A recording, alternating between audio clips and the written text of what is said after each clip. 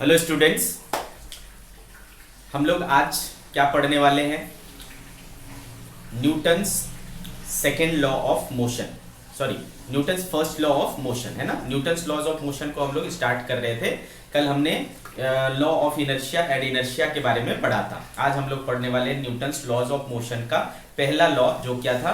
Newton's first law of motion. ठीक है, कुछ इंट्रोडक्टरी पार्ट हो चुका था, है ना। अब उसको हम लोग डिटेल में वन बाय वन पढ़ेंगे। So Newton's first law of motion.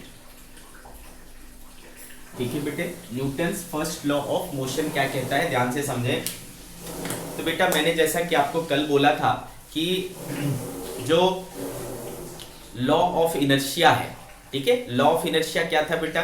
कि अगर कोई बॉडी स्टेट ऑफ रेस्ट में है या फिर यूनिफॉर्म मोशन में है, ठीक है, इन अ स्ट्रेट लाइन, तो वो अपनी कंडीशन को क्या रखना चाहता है? कंटिन्यू रखना चाहता है, बनाए रखना चाहता है, तब तक जब तक कि उस पर बाहर से कोई फोर्स ना लगे, जब तक कि कोई एक्सटर्नल फोर्स एक्ट ना करे। ठीक है, इसी को न्यूटन ने अपना पहला नियम बनाया और बोला उसको Newton's first law of motion. ठीक है, तो सेम चीज आप बिल्कुल पूरी तरीके से सेम आप यहां पर भी लिख लेंगे। ठीक है, तो अकॉर्डिंग टू दिस लॉ, ठीक है बेटा, according to this law a body in state of rest or state of uniform motion, state of uniform motion, a body in state of rest or state of uniform motion, ध्यान से समझिए बेटा, a body in state of rest or state of uniform motion in a straight line motion wants to continue the same state until and unless no external force acts upon it। ठीक है बेटे, जब तक इस पर कोई बाहर से फोर्स ना लगे तब तक इसका जो स्टेट है ना, जो प्रीवियस स्टेट था वही स्टेट क्या रहना चाहेगा? वो कंटिन्यू रखना चाहेगा उस चीज को। ठीक है, तो इसको हम लोग कह देते हैं बेटा न्यूटन्स लॉ ऑफ मोशन। तो हम इनडायरेक्टली बोल सकते हैं कि law of inertia and Newton's first law of motion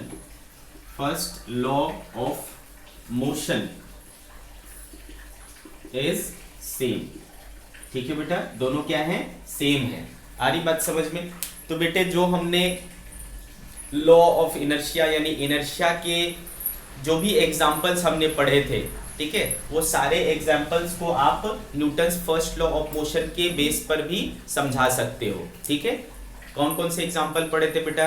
कि अगर बस अचानक से चल पड़ती है तो हम पीछे की ओर धक्का खाते हैं। When the bus start suddenly we fall backward, है ना। इसका भी एक्सप्लेनेशन आपको या तो इस तरीके से ऑप्शन दिए रहेंगे कि लॉ ऑफ इनर्शिया या फिर Newton's first law of motion. ठीक है बेटा, तो अगर दोनों में से कोई भी है तो दोनों ही करेक्ट ऑप्शन आएंगे। क्लियर है? जो भी गिवन होगा उसको आप करेक्ट ऑप्शन मानेंगे।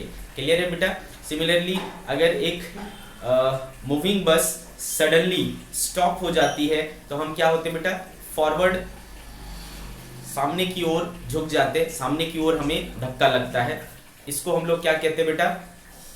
इसको भी हम लोग लॉ ऑफ इनर्शिया के बेसिस पे भी समझा सकते हैं and Newton's first law of motion के बेसिस पर भी समझा सकते हैं। ठीक है, तो क्या कारण है पूछेगा तो या तो आप लॉ ऑफ इनर्शिया बोल दोगे या तो due to Newton's first law of motion, ऐसा एक्सप्लेन कर सकते हो। तो जो जो एग्जांपल्स वहां पर हमने इनर्शिया को एक्सप्लेन करने के लिए लिए थे, वो सारे एग्जांपल्स हम लोग Newton's first law of motion के साथ भी ले सकते हैं, तो मैं अलग से नहीं समझाऊंगा, बस वहां पर आपको एक लाइन चेंज करना है, ड्यू टू इनर्शिया की जगह due to Newton's first law of motion कर दोगे। ठीक है बेटा। दूसरी चीज कि हमें आखिर मिला क्या, Newton's first law of motion से हमें क्या हासिल हुआ। तो बेटे ध्यान रहे कि Newton's first law of motion से हमें क्या पता चलता है, डेफिनेशन पता चलता है फोर्स का। ठीक है, क्या पता चलता है बेटा, फोर्स का डेफिनेशन। तो अब आप याद करो बेटा, जो हमने कल के लेक्चर में फोर्स का डेफिनेशन पढ़ा था, तो फोर्स का डेफिनेशन क्या पढ़ा था बेटा हमने, कि एक एक्सटर्नल पुश और पुल ऑन अ बॉडी, जो क्या कोशिश करता है बेटा, बॉडी अगर रेस्ट में है तो उसको मोशन में लाने की कोशिश करता है या ला देता है, बॉडी अगर मोशन में है तो उसको रेस्ट में लाने की कोशिश करता है या ला देता है, उसके डायरेक्शन को चेंज करने की कोशिश करता है या फिर उसके स्पीड को इंक्रीज डिक्रीज करने की कोशिश करता है। क्लियर है बच्चे। तो देखो हमने इनर्शिया में क्या पढ़ा कि वो अपने आप अपने परिस्थिति में चेंज नहीं कर सकता, और फोर्स क्या करता है, उसके परिस्थिति में चेंज लाने की कोशिश करता है, कभी वो सफल हो जाता है कभी सफल नहीं हो पाता है। आ रही बात समझ में बेटा। तो फोर्स ही वो एक्सटर्नल एजेंट है जो बॉडी के कंडीशन में चेंज करने की कोशिश कर सकता है या कर सकता है। ठीक है, तो यहां से हमें क्या मिलता है बेटा, डेफिनेशन मिलता है फोर्स का। तो from the first law of motion we get, है ना, definition of force from first law of motion we get definition of force. Definition of force ये बहुत फेमस एमसीक्यू क्वेश्चन है बेटा, कि आपसे पूछेगा what do we get from the first law of motion. First law of motion से, Newton के first law of motion से हमें क्या मिलता है, तो बेटे याद रखना है कि हमें क्या मिलता है, डेफिनेशन मिलता है फोर्स का। ठीक है, तो ये रही बेटा बात Newton's first law of motion की। अब आगे बढ़ेंगे हम लोग बेटे नेक्स्ट टॉपिक की तरफ, और ये भी एक ऐसा टॉपिक है जो आपको बहुत अच्छे से पता है, आपने क्लास 9th में पढ़ा है, और उसका नाम है बेटा मोमेंटम। क्या नाम है बेटा, मोमेंटम। तुरंत दिमाग में आपके क्लिक किया होगा, लीनियर मोमेंटम, मोमेंटम हमने पढ़ा हुआ है सर, है ना। ये भी याद आ रहा होगा कि होता क्या है, तो याद करो बच्चे, मन में बोलो। तो भाई मोमेंटम, मोमेंटम या फिर हम लोग इसको लीनियर मोमेंटम भी कहते हैं। ठीक है बेटा, लीनियर मोमेंटम, मोमेंटम या लीनियर मोमेंटम कुछ भी बोल सकते हैं। लीनियर क्यों बेटा, क्योंकि हम ये किसके बारे में पढ़ रहे हैं, स्ट्रेट लाइन मोशन में जब रहेगा बॉडी तो उसके पास जो मोमेंटम होता है वो लीनियर मोमेंटम होता है। ठीक है, तो अभी हम लोग मोमेंटम या लीनियर मोमेंटम की बात कर रहे हैं। क्लियर। तो बेटे याद होगा आपको, रिकॉल करने की कोशिश करो तो याद आएगा कि product of mass and velocity, ठीक है, product of mass and velocity क्या कहलाता है बेटा, मोमेंटम कहलाता है। ठीक है, the product of mass and velocity of a body is called its momentum, is called its momentum। ठीक है बेटा, इसको हम लोग काहे से शो करते हैं, it is denoted by P। ठीक है, therefore that is, तो P इक्वल टू क्या हो जाएगा बेटा, मास इंटू वेलोसिटी। क्योंकि वेलोसिटी वेक्टर क्वांटिटी होता है बेटा, मोमेंटम भी क्या होता है, वेक्टर क्वांटिटी होता है। ठीक है, तो it is a vector quantity. क्या है बेटे, वेक्टर क्वांटिटी है। क्लियर है ना, it is a vector quantity. तो भाई अगर वेक्टर है तो उसका मैग्नीट्यूड होगा और डायरेक्शन होगा, है ना बेटे। एक वेक्टर के पास क्या होता है, मैग्नीट्यूड होता है और डायरेक्शन होता है। तो मैग्नीट्यूड कितना होगा बेटा, m इंटू वी के बराबर। डायरेक्शन कितना होगा बेटा, जो v का डायरेक्शन होगा वही p का डायरेक्शन होगा। ठीक है, तो its direction is along the direction of motion, along the direction of motion. Motion यानी वेलोसिटी, ठीक है बेटे, जो वेलोसिटी का डायरेक्शन होगा वही इसका डायरेक्शन होगा। बात करते हैं बेटा एसआई यूनिट की। चलो एसआई यूनिट बता दो। मास का क्या होता है बेटा केजी और वेलोसिटी का क्या होता है मीटर पर सेकेंड। तो ये क्या हो जाएगा बेटा, its moment SI unit is KG metre per second, ठीक है। Its SI unit is KG metre per second. आ रही बात आपको समझ में? ये हो गया बेटा इसका एसआई यूनिट। अब मुझे कोई डायमेंशनल फॉर्मूला बता दो। तो डायमेंशनल फॉर्मूला बेटा मास का क्या होता है एम, वेलोसिटी का क्या होता था एल टी माइनस वन। तो देखो क्या आ गया बेटा M L T minus one. तो एक और पॉइंट ले लेंगे बेटा, its dimensional formula is M L T minus one, ठीक है। इसका डायमेंशनल फॉर्मूला क्या होता है M L T minus one. तो हमें समझ में आ गया बेटा कि जो मोमेंटम होता है यानी लीनियर मोमेंटम होता है वो कितना होता है मास इंटू वेलोसिटी के बराबर होता है, यानी मास और वेलोसिटी के प्रोडक्ट के बराबर होता है। इतनी बात हमें समझ में आ गई बेटा। और उसकी क्या क्या प्रॉपर्टीज होंगी ये सारी चीजें भी हमने देख ली हैं, ठीक है ना। इनकी सारी प्रॉपर्टीज मतलब एसआई यूनिट क्या होगा, डायमेंशनल फॉर्मूला क्या होगा, किस प्रकार की क्वांटिटी होगी, ये सारी चीजें हमने देख लिया मोमेंटम का। तो आप आसानी से मोमेंटम कैलकुलेट कर सकते हो। तो अब अगर आपसे कोई पूछे कि मोमेंटम किस किस बात पर डिपेंड करेगा, तो यहाँ से क्लियरली सीन है बेटा कि दो बातों पर डिपेंड कर रहा है, मास पर और वेलोसिटी पर। तो इनमें से कोई भी एक क्वांटिटी चेंज होगा बेटा तो आपका मोमेंटम क्या हो जाएगा, चेंज हो जाएगा। मास चेंज होगा मोमेंटम चेंज हो जाएगा, वेलोसिटी चेंज होगा मोमेंटम चेंज हो जाएगा। आ रही क्या बात समझ में आपको? ठीक है बेटे। तो मास पर कैसे डिपेंड कर रहा है, डायरेक्टली प्रोपोर्शनल। वेलोसिटी पे कैसे डिपेंड कर रहा है, डायरेक्टली प्रोपोर्शनल।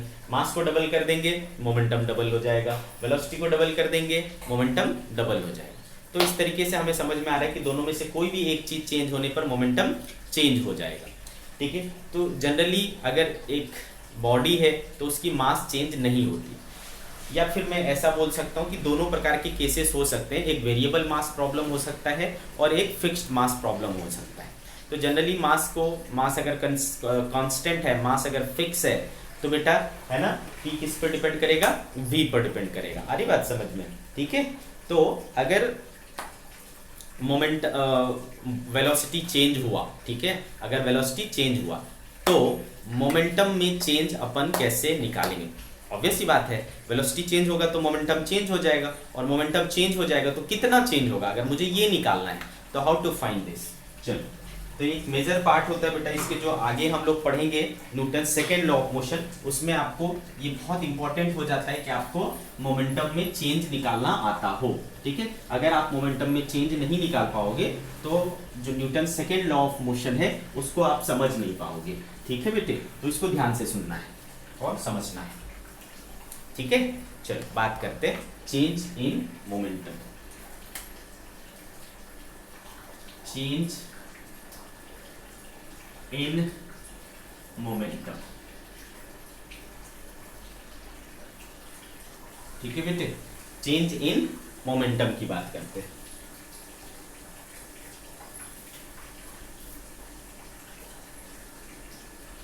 क्लियर है? Change in momentum. तो जैसा कि इसमें कई केसेस ले सकते हैं हम लोग बेटा। केस वन, अगर मान लो बेटा ये कोई एक दीवार है यानी वॉल है,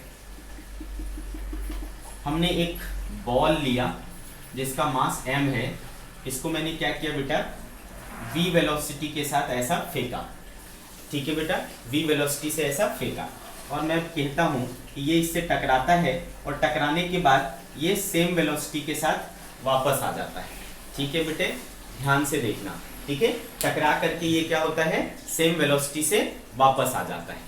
तो फिर क्या करोगे?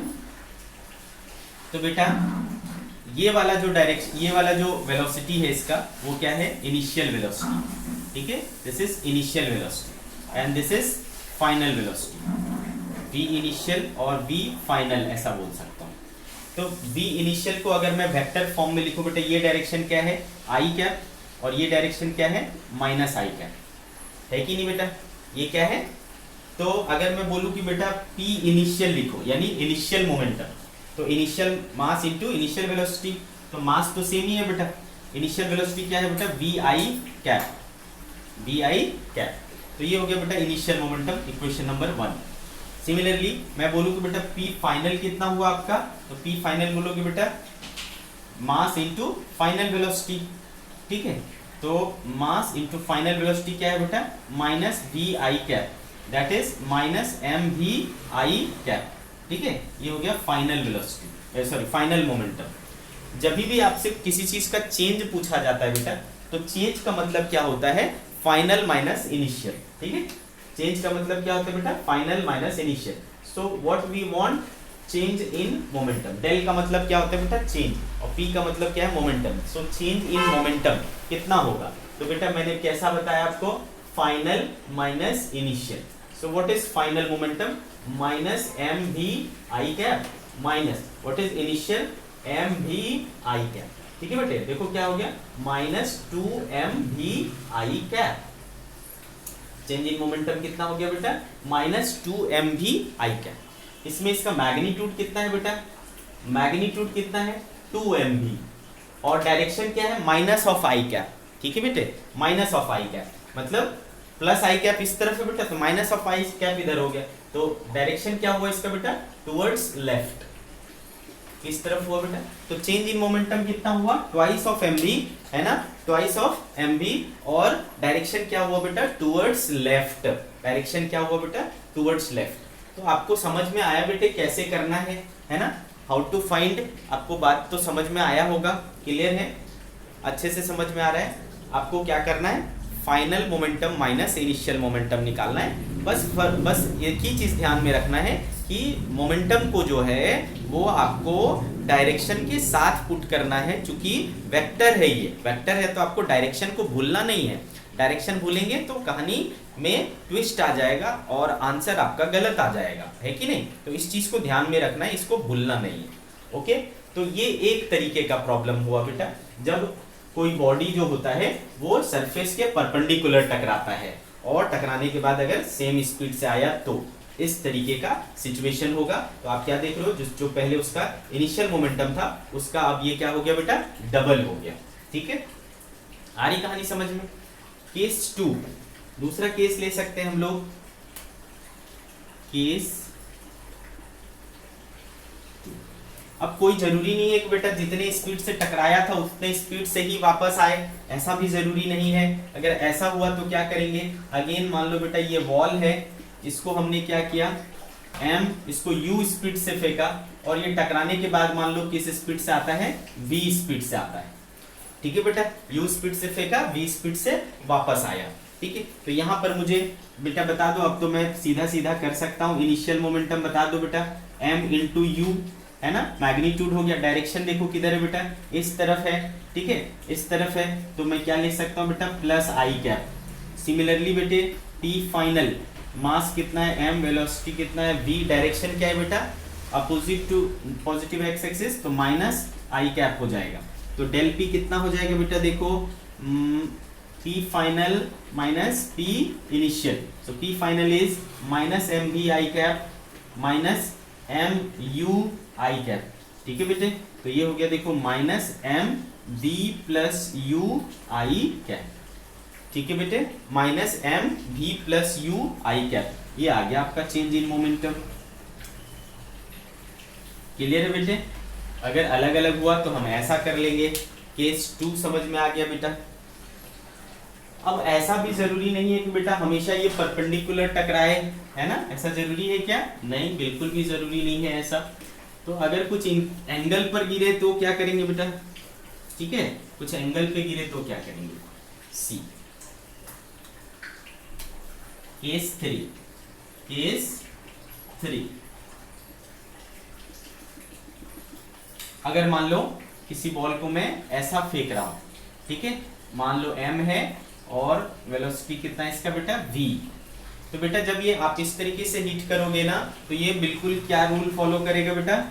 लॉ ऑफ रिफ्लेक्शन, है ना, रिफ्लेक्शन के जो नियम होते हैं उसको फॉलो करेगा। तो ये इस तरीके से क्या हो जाएगा बेटा, बाउंस बैक हो जाएगा बॉल। ठीक है, तो ये अगर थीटा है बेटा तो ये भी क्या होगा आपका थीटा होगा। क्लियर है कि नहीं, ये थीटा तो ये थीटा, तो ये जा भी रहा है मान लो बेटा v वेलोसिटी से जा रहा है, m मास है स्टिल।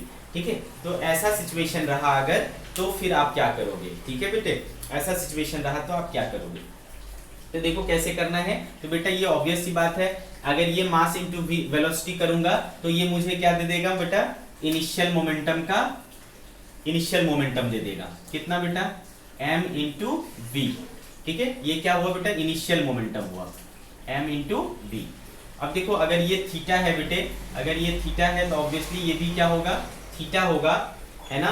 तो इसके कंपोनेंट टूटेंगे, इधर आएगा बेटा एम भी कॉस थीटा और इधर आएगा बेटे एम भी साइन थीटा। तो बताओ जो इनिशियली इसका मोमेंटम था p इनिशियल, मैं उसको कैसे लिख सकता हूँ। ये डायरेक्शन कौन सा है बेटा, पॉजिटिव एक्स एक्सिस का, तो एम भी कॉस थीटा आई कैप, और ये देखो क्या है बेटा नीचे है तो माइनस जे कैप के डायरेक्शन में है, तो माइनस एम भी साइन थीटा जे कैप। ठीक है, ये इनिशियल मोमेंटम हो गया इसका। फाइनल मोमेंट सिमिलरली ये हो गया बेटा, देखो ये फाइनली टकराने के बाद जा रहा है, तो ये हो गया आपका P फाइनल का m इंटू वी। ठीक है, P फाइनल का क्या हो गया, m इंटू वी। तो अगेन इसको भी अपन क्या कर सकते हैं बेटा, ब्रेक कर सकते हैं। इधर जाएगा कितना, एम भी कॉस थीटा एंड इधर जाएगा क्या, एम भी साइन थीटा। ठीक है, तो देखो मैं P फाइनल को कैसे लिख सकता हूँ वेक्टर फॉर्म में। ये वाला डायरेक्शन क्या होता है बेटा, नेगेटिव एक्स एक्सिस है, तो माइनस एम भी कॉस थीटा आई कैप, और ये वाला क्या बेटा नेगेटिव जे एक्सिस है, तो माइनस एम भी साइन थीटा जे कैप। ठीक है बेटे, ऐसा हो जाएगा ये। क्लियर है कि नहीं। तो अब देखो हमें क्या करना है, क्या करना है बेटा, इन दोनों का माइनस करना पड़ेगा, तब जाके चेंज इन मोमेंटम निकलेगा, क्योंकि चेंज इन मोमेंटम मतलब फाइनल माइनस इनिशियल।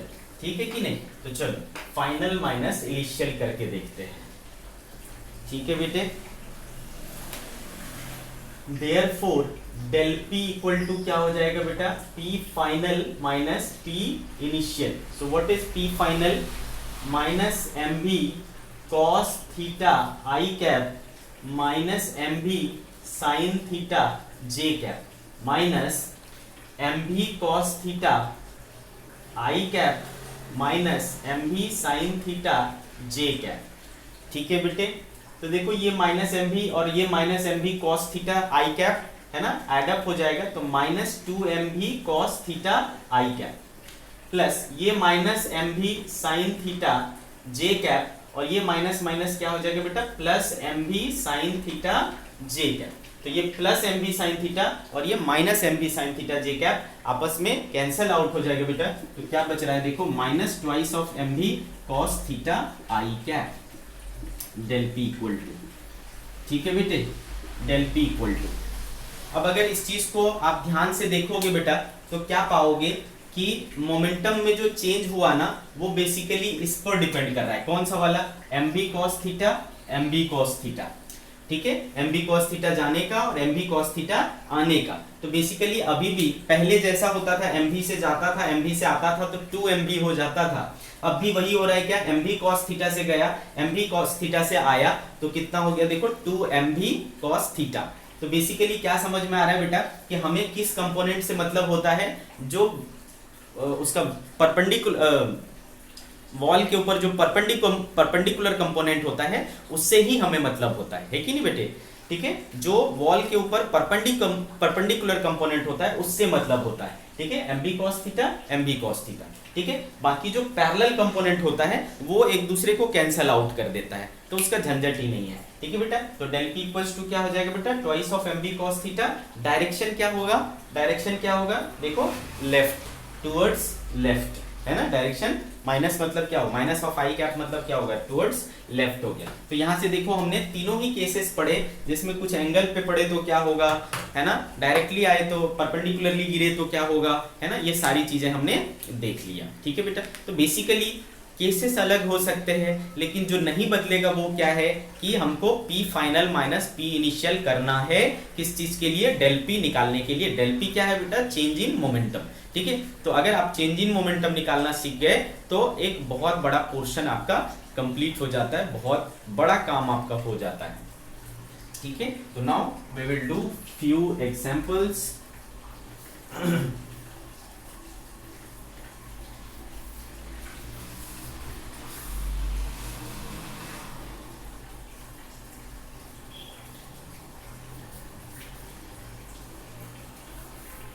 एकदम से सिंपल सिंपल एग्जांपल लूंगा मैं। आपको क्या करना है? स्क्रीन पॉज करना है और आंसर करना है खुद से, और फिर मेरे आंसर्स देखने हैं। ठीक है, तो पहला एग्जांपल लेता हूं बेटा। मान लो ये वॉल है 2 kg और 5 मीटर पर सेकेंड से चलता जा रहा है। ठीक है, 2 kg 5 मीटर पर सेकेंड से चलता हुआ जा रहा है। तो अगर हमें चाहिए क्या बेटा? डेल P चाहिए, तो बता दो डेल P इक्वल टू क्या हो जाएगा? तो जैसा मैंने बोला क्या होता है बेटा? ट्वाइस ऑफ m भी होता है।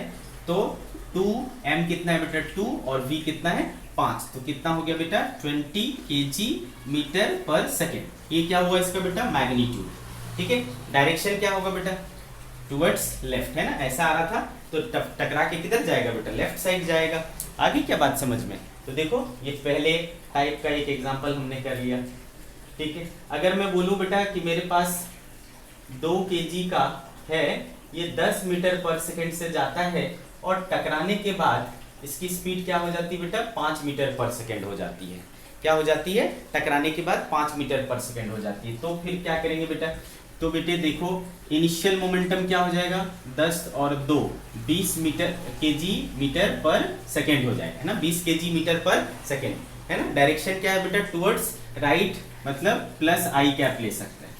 फिर फाइनली क्या हो जाएगा बेटा? मास 2 और स्पीड क्या हो जा रहा है? 5। तो 5 2 10, और डायरेक्शन क्या है बेटा इसका? देखो टुवर्ड्स लेफ्ट है, तो मैं इसको माइनस आई कैप दिखा सकता हूँ।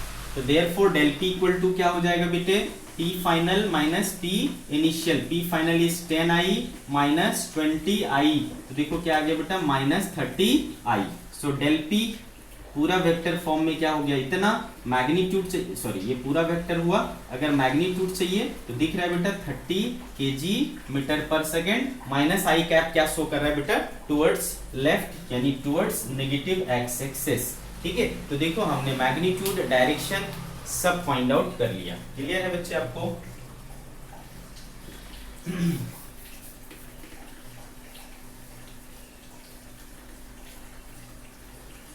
अब इंक्लाइंड वाला देखेंगे, एंगल वाले देखेंगे। ठीक है, चलो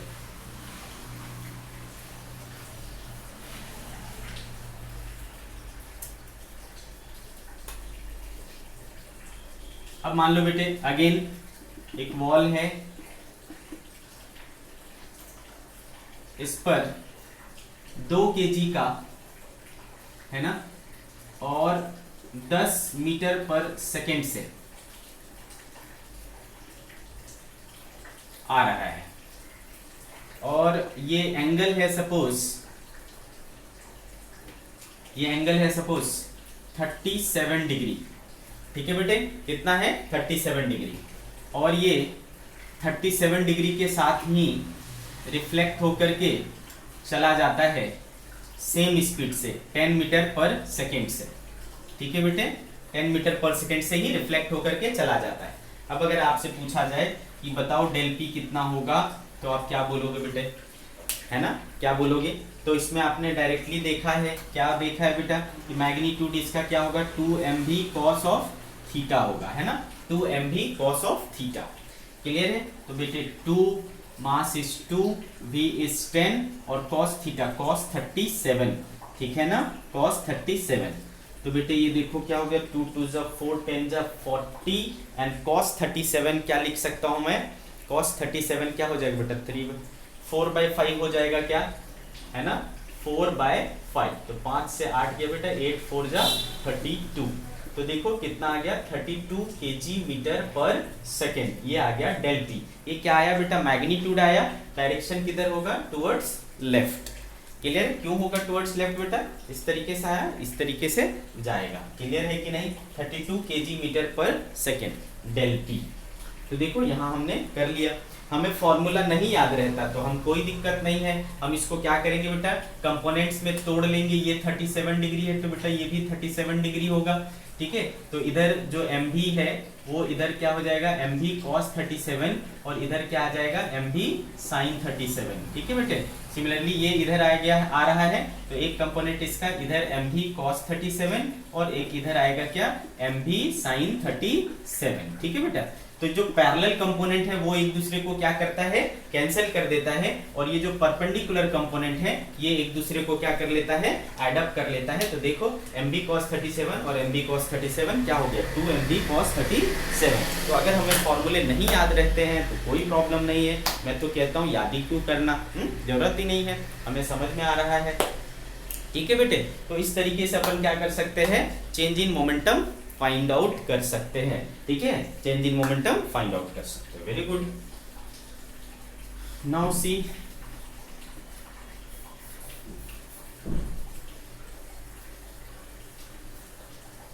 तो ये हमें समझ में आ गया कि चेंज इन मोमेंटम कैसे निकालना है, क्लियर है।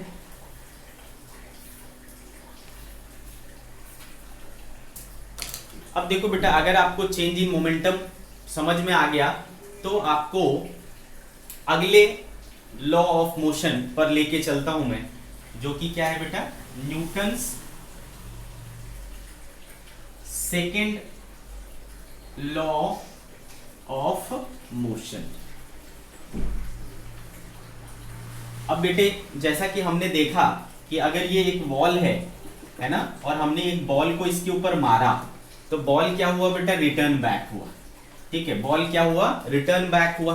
अब भाई बॉल रिटर्न बैक हुआ मतलब बॉल ने डायरेक्शन चेंज किया, आ रही कि नहीं बात समझ में, क्लियर है।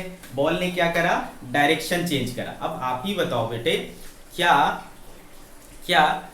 बॉल अपने आप डायरेक्शन चेंज कर सकता है, बोलो। तो न्यूटन ने अपने पहले नियम में क्या बोला, न्यूटन ने अपने फर्स्ट लॉ में बोला कि एक बॉडी खुद मतलब अपने आप जो है बॉडी के डायरेक्शन हो, मैग्नीट्यूड हो, है ना, उसका स्पीड हो या डायरेक्शन हो, है ना, इसमें चेंज करने का अपोज करता है। वो अपने आप चेंज नहीं करेगा, वो जैसा चाह रहा है वैसा ही जाता रहना चाहेगा, ठीक है। तो अगर उसके कंडीशन में चेंज करना चाहते हो तो आपको क्या चाहिए बेटा, फोर्स चाहिए। तो इसमें क्या हुआ है, बॉडी का डायरेक्शन चेंज हो गया, तो ऑब्वियस सी बात है किसी ने तो फोर्स लगाया है, बिना फोर्स लगाए ये वापस नहीं आ सकता, ये मुड़ नहीं सकता, डायरेक्शन अपना चेंज नहीं कर सकता, श्योर बात है, आ रही कहानी समझ में। तो बेटे तो यहाँ पर कौन फोर्स लगा सकता है, ऑब्वियसली इस बॉल ने फोर्स लगाया होगा, इस बॉल ने इस बॉल के ऊपर फोर्स लगाया और ये बॉल क्या हो गया, रिवर्स हो गया, रिटर्न हो गया, क्लियर है बेटे, ठीक है। तो इस बॉल ने जो फोर्स लगाया वो कितना लगाया, इसको निकालने का तरीका हमें मिलता है किससे, Newton second law of motion से, है ना। इस फोर्स की वजह से, बॉल ने जो इसके ऊपर फोर्स लगाया उसके वजह से ही इसका डायरेक्शन चेंज हुआ। डायरेक्शन चेंज होने से क्या हुआ बेटा, उसका मोमेंटम चेंज हो गया। और मोमेंटम क्यों चेंज हुआ, क्योंकि इसके ऊपर फोर्स लगा, है ना बेटे। मोमेंटम क्यों चेंज हुआ, क्योंकि इसके ऊपर फोर्स लगा। तो न्यूटन साहब को लगा कि कहीं ना कहीं इनके बीच में कुछ रिलेशन है, ये जो मोमेंटम में चेंज हो रहा है और ये मोमेंटम में चेंज का जो कारण है वो क्या है, फोर्स है। तो ऑब्वियसली इनके बीच में कुछ रिलेशन आना चाहिए। तो क्या रिलेशन है वो आप समझिए। Newton second law of motion क्या कहता है, according to this law rate of change of momentum of a body is directly proportional to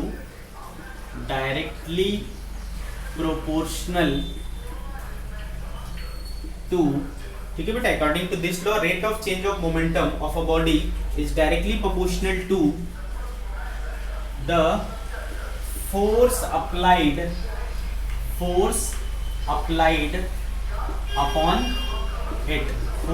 upon it. Rate of change of momentum of a body is directly proportional to the force applied upon it, and this change in linear momentum takes place always in the direction of applied force.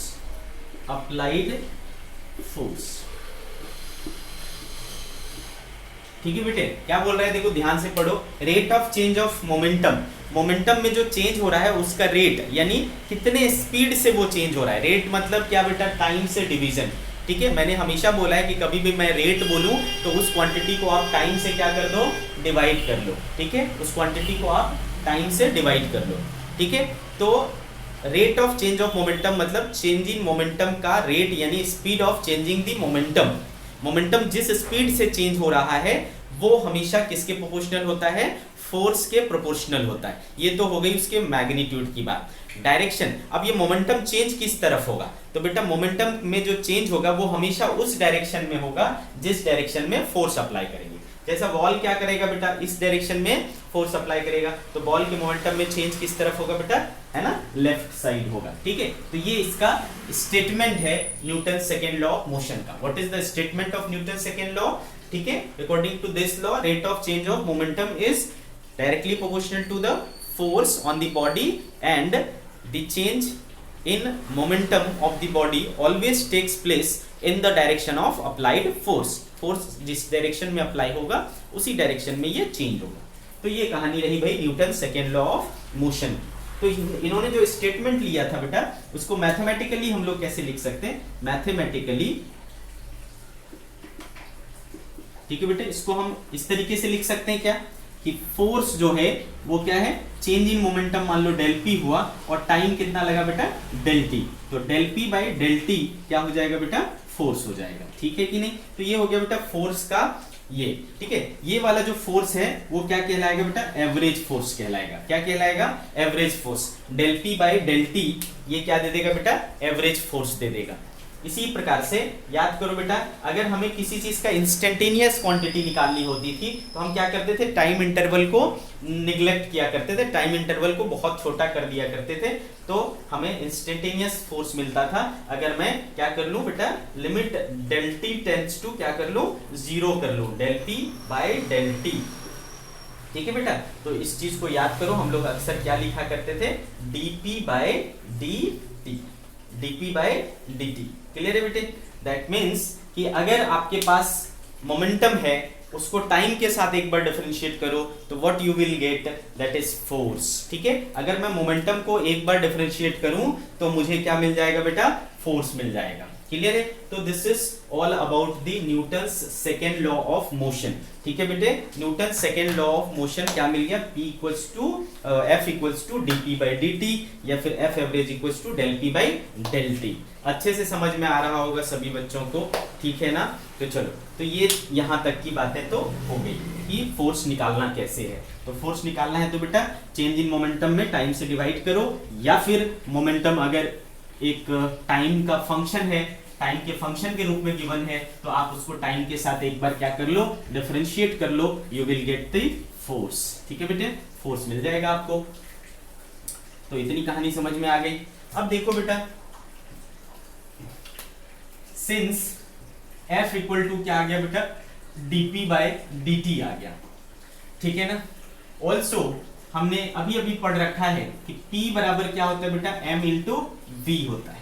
कोई दिक्कत है इसमें, P बराबर क्या होता है, m into v होता है। तो देयरफॉर F इक्वल टू क्या हो जाएगा, देखो d बाई dt, और P के बदले में क्या रख लूंगा बेटा, mv। आप सभी को पता है बेटे कि जो मास होता है वो जनरली क्या होता है बेटा, कांस्टेंट। एक फिक्स बॉडी, एक रिजिड बॉडी के लिए मास क्या रहेगा, कांस्टेंट रहेगा। तो m को मैंने बाहर कर लिया बेटा, dv बाई dt। अब अगर आप में से कोई एक होशियार बच्चा मुझे ये बता सकता है कि ये dv बाई dt क्या हमने कभी पहले पढ़ा है, क्या ये कोई एक ऐसा टर्म है जो आप जानते हो, तो ये ऑब्वियसली, ठीक है, ये वाला चीज क्या होता था बेटा, एक्सेलरेशन हुआ करता था। तो देयरफॉर फोर्स इक्वल टू क्या हो गया बेटा, मास, और ये होता है एक्सेलरेशन। तो फोर्स बराबर क्या आ गया, देखो mass into acceleration, which is the formula of force. ठीक है, this is formula of force, formula of force. ठीक है बेटे, तो फोर्स इक्वल टू क्या होता है बेटा, मास इनटू एक्सेलरेशन। तो देखो बेटा, जो हमारा सेकंड इक्वेशन, सेकंड लॉ है मोशन, न्यूटन्स के जो सेकंड लॉ ऑफ मोशन है, उससे हमें क्या मिला बेटा, फॉर्मूला ऑफ फोर्स मिला। तो इसको नोट करके लिख लेंगे। आपसे पूछा जाएगा बेटा कि सेकंड लॉ ऑफ मोशन हमें क्या देता है, तो हमें फोर्स का फॉर्मूला देता है। Newton's second law of motion gives us formula of force, that is F equals to m into a। ठीक है बेटे, तो ये इंपॉर्टेंट है, इसका इंपॉर्टेंस है सेकेंड लॉ। ठीक है बेटा, यहां से कुछ और बातें हम बोल सकते हैं कि फोर्स जो है कैसी क्वांटिटी है बेटा, वेक्टर क्वांटिटी है। Force is a vector quantity. क्यों, कैसे पता चला आपको, क्योंकि एक्सेलरेशन वेक्टर है, तो ऑब्वियसली फोर्स भी क्या होगा, वेक्टर होगा। दूसरी चीज, हम इसका एसआई यूनिट बता सकते बेटा, तो इट्स एसआई यूनिट इज, कौन बताएगा बेटा एसआई यूनिट, मास का क्या होता है बेटा केजी, और एक्सेलरेशन का क्या हुआ करता था, मीटर पर सेकेंड स्क्वायर। तो देखो क्या हो गया, its SI unit is KG metre per second square. इस KG metre per second square को ही हम लोग कहते हैं बेटा न्यूटन। ठीक है, न्यूटन को कहां से शो करते हैं, कैपिटल एन से। ठीक है, तो इसका एसआई यूनिट क्या होता है, न्यूटन या फिर KG metre per second square. इसका एक और यूनिट पढ़े थे क्या बेटा, CGS unit. Its CGS unit is dyne, क्या बोलते हैं बेटा, डाइन बोलते हैं, और या फिर ग्राम सेंटीमीटर पर सेकेंड स्क्वायर, या फिर ग्राम सेंटीमीटर पर सेकेंड स्क्वायर। ये हो गया बेटा इसका सीजीएस यूनिट। आ रही बात समझ में, याद करो न्यूटन और डाइन में क्या संबंध था बेटा, 1 न्यूटन इक्वल्स टू 10⁵ डाइन होता था। ठीक है बेटा, 1 न्यूटन इक्वल्स टू 10⁵ डाइन हुआ करता था। ठीक है, अब कोई मुझे डायमेंशनल फॉर्मूला बता दो बेटा इसका, बोलो बेटे। डायमेंशनल फॉर्मूला बहुत ही कॉमन है ना, कितनी बार कर चुके हैं हम लोग। तो इट्स डायमेंशनल फॉर्मूला इज, तो बेटा फोर्स का केजी यानी मास, तो m हो गया बेटा मीटर यानी लेंथ, अपॉन टाइम का स्क्वायर, यानी ऊपर जाकर के क्या हो जाएगा, t⁻², mL_t−2। ये हो गया बेटा फोर्स का, क्या हो गया बेटे, ये हो गया फोर्स का डायमेंशनल फॉर्मूला। ठीक है, तो ये देखो हमें Newton second law of motion से इतनी सारी चीजें हमें मिली, हमें पता चला कि फोर्स कैसे निकालना है। बट अगेन आप देख पा रहे हो कि फोर्स के लिए क्या पता होना चाहिए आपको, मोमेंटम में चेंज का पता होना जरूरी है। मोमेंटम में चेंज पता चलेगा, उसको टाइम से डिवाइड करोगे तो यू विल गेट क्या बेटा, यू विल गेट फोर्स। ठीक है, आगे कहानी समझ में। चलो एक आध छोटे छोटे एग्जांपल्स ले लेते हैं। Example, if p equal to 4t² plus 8t plus 15, ठीक है बेटा, momentum as a function of time given है। if p equals to 4t² plus 8t plus 15, then find force at t equal to 1 second। ठीक है, t equal to 1 second पर मुझे अगर force निकालना है तो कैसे निकालूंगा, तो सॉल्यूशन, तो बेटे आपको पता चल चुका है कि फोर्स इक्वल टू क्या होता है, फोर्स इक्वल टू क्या होता है, dp/dt होता है। देयरफॉर फोर्स इक्वल टू क्या मिल जाएगा बेटा, देखो 4 × 2 = 8t + 8। ठीक है, तो देयरफॉर फोर्स एट 1 सेकेंड क्या हो जाएगा बेटा, 8 × 1 + 8 दैट इज 16 न्यूटन। तो आपका जो फोर्स है बेटा वो कितना हो गया, 16 न्यूटन हो गया। क्लियर है आपको, तो आपको समझ में आ गया कि इसका यूज कैसे करना है। इसके अलावा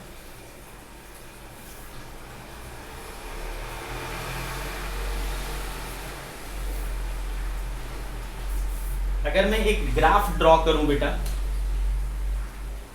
graph between momentum and time, graph between momentum and time, ठीक है, P और T के बीच में अगर ग्राफ ड्रॉ करूं, आगे बात समझ में बेटा। और मान लो ये ग्राफ कुछ इस तरीके से आता है, ठीक है, ये ग्राफ कुछ इस तरीके से आता है P और T के बीच में, ओके बेटा। तो अगर आपको इस P और T ग्राफ से, है ना, फोर्स निकालना हो तो कैसे निकालोगे? तो मैंने जैसा कि बोला है बेटा कि कभी भी आपको दो क्वांटिटी के बीच में अगर ग्राफ हो तो उसका अगर स्लोप निकालोगे, दैट मीन्स क्या करोगे, dp बाई dt, ठीक है। तो इसका जो स्लोप होगा, स्लोप ऑफ PT ग्राफ क्या होगा बेटा, dp बाई dt। और अभी अभी आप देख चुके हो कि dp बाई dt क्या होता है बेटा, फोर्स होता है। क्या होता है, फोर्स होता है। तो क्या समझ में आया बेटा मेरे को कि PT ग्राफ का जो स्लोप है वो हमें क्या देगा, फोर्स देगा, ठीक है। और स्लोप क्या होता है आपको पता ही है। अगर मान लो इस पॉइंट पर मुझे निकालना है तो ये इसका स्लोप हो गया बेटा, तो यहां से मुझे क्या मिल जाएगा, उसका फोर्स का मैग्नीट्यूड मिल जाएगा, उसका डायरेक्शन मिल जाएगा, एवरीथिंग वी विल गेट। तो ये याद रखना है बेटा, slope of PT graph gives direction of force. Clear है बच्चे, slope of PT graph gives force, magnitude भी मिल जाएगा, डायरेक्शन भी मिल जाएगा, सब चीज मिल जाएगा आपको। Slope of PT graph gives force, ठीक है। तो इसको मैं लिखा देता हूं, the slope of momentum time graph, momentum time graph gives us force, ठीक है बेटे। तो अगर आपसे कोई पूछे कि मोमेंटम और टाइम ग्राफ से हमें क्या मिलता है तो बोलोगे बेटा उसके स्लोप से हमें फोर्स मिलता है, उसके स्लोप से हमें फोर्स मिलता है, ठीक है बेटे। तो यहाँ तक की चीज़ें आज यहीं तक रहने देते हैं, ठीक है। इसके ऊपर कुछ न्यूमेरिकल्स एंड जो भी आपको रिवीजन चाहिए वो आप अपनी बुक से करें, ठीक है। और प्रिपेयर्ड रहें नेक्स्ट क्लास के लिए, और जो भी कुछ डाउट्स आते हैं वो ज़रूर सेंड करें, ओके बच्चों। Till then bye bye.